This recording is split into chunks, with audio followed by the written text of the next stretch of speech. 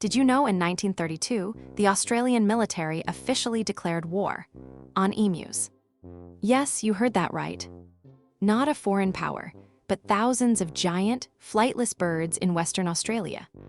Farmers were desperate to protect their crops, so they called in the army. Armed with machine guns and led by Major GPW Meredith, the soldiers faced off against an army of 20,000 highly coordinated emus.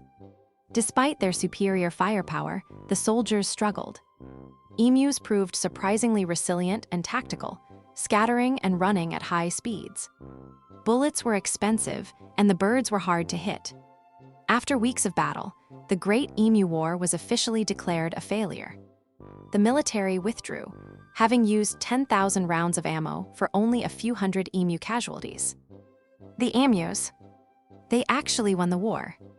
No way, right? Mind fuel out.